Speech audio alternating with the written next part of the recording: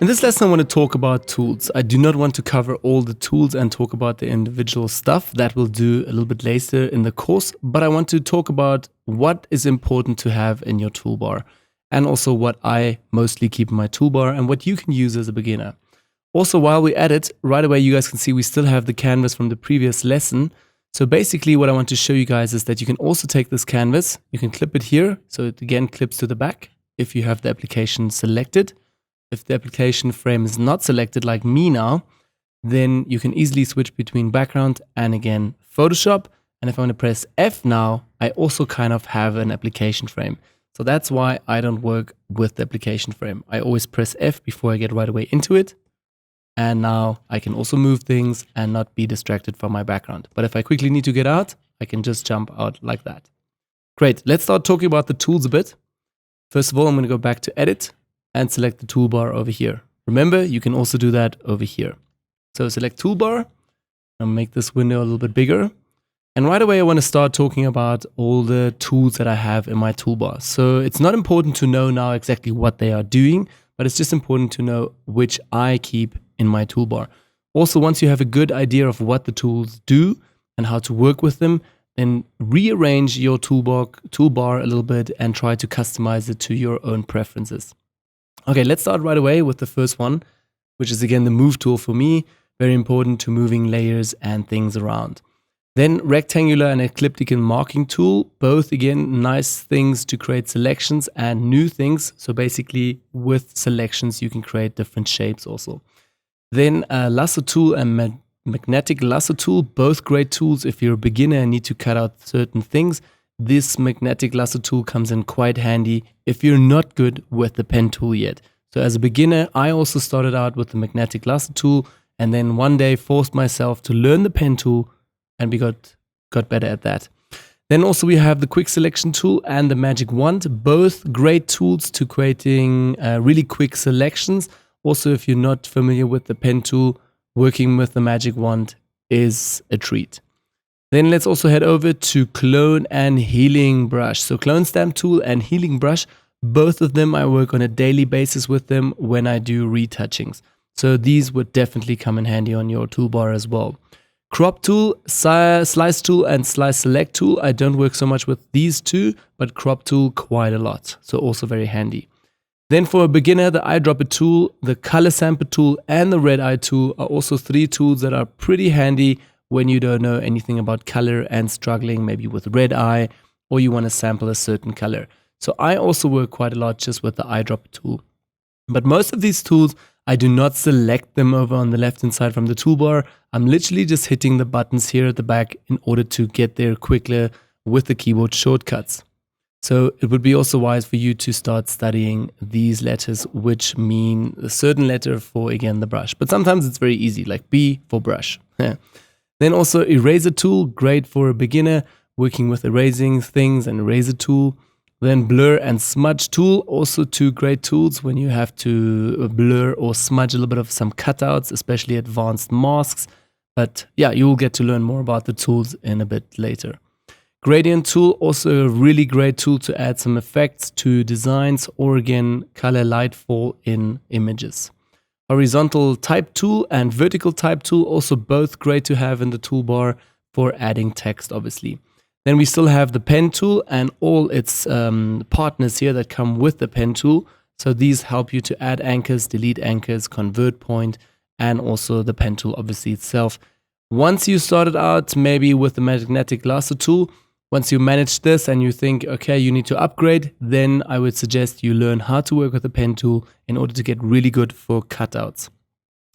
Then also we have the path selection and direct selection. So this is once you have worked with the pen tool always creates a path. So these tools then come in handy when you want to readjust or change something from the path from the pen tool. Also some shapes have paths, or most shapes. So this also comes in handy. I'll teach you guys all about this in a bit later. Then we still have custom shape and a few more shapes, but they're all called round, a rectangular tool, elliptical tool, rectangular tool, etc.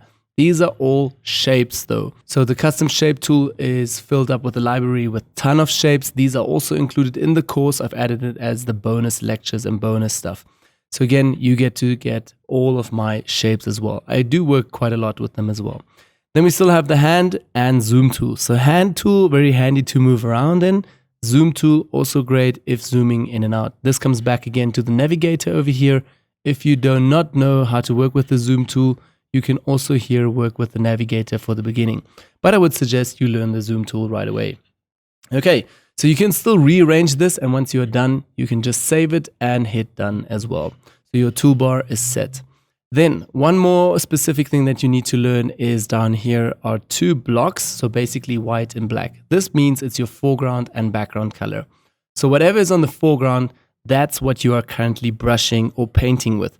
So say for instance, if you are working with the brush on a complete new empty layer, I'll show it to you guys quickly. Don't worry, you don't need to know what I'm doing right now. I'll just want to show you the effect. If I select the brush now and I will start painting now roughly, you will see that I'm actually painting with white. That is because my foreground color is currently set to white here. If I change this, or meaning if I click on this and go to the color picker, so basically it's a new window, the color picker, I can now select whatever I want, whatever color I need here. I can add values or even the hashtag numbers here to get the same color that I need. Say for instance, we're gonna go with this pink or purple here, hit OK. This is my foreground color now. So if I paint, it will paint this color. If I switch this, that's why we have this little arrow over here.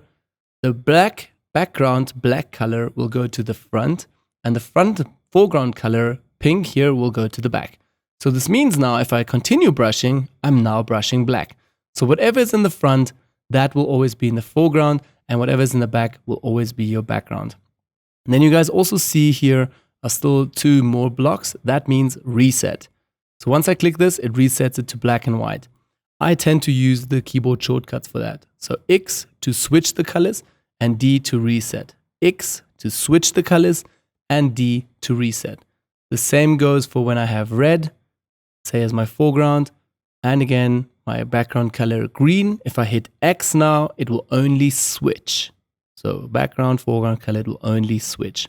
If I hit D, it will reset everything. But you can do pretty much the same here, just with the arrow and also with the block. But it's just easier and quicker when you do this on the keyboard shortcut. One more thing that I want to show you guys also is if you have this foreground color set, say for instance you go to gradient, you'll also now have the gradient here set to black and white. So that's the standard preset from Photoshop. Let's hit cancel quickly. Go over here, switch to a new color, background also green again, hit OK. If I now go to the gradient, you'll see that everything changes again to the new gradient. Again, standard setting, foreground color and background color. And then obviously a few more, but more about the gradient in the gradient tool lesson. Okay, so say for instance, if I'm on a new layer now and try to replicate this, it will again change from the foreground color into background color. If I hit X on the keyboard, in order to change the foreground colors, it will do exactly the opposite. Bam, green top, red at the bottom. But more about this in the gradient tool. For now, I just want to delete everything again and just want you to understand that if you press X, you change the foreground colors, and if you hit D, the foreground colors change again. And the foreground colors are always the colors that Photoshop paints with in the foreground or the background.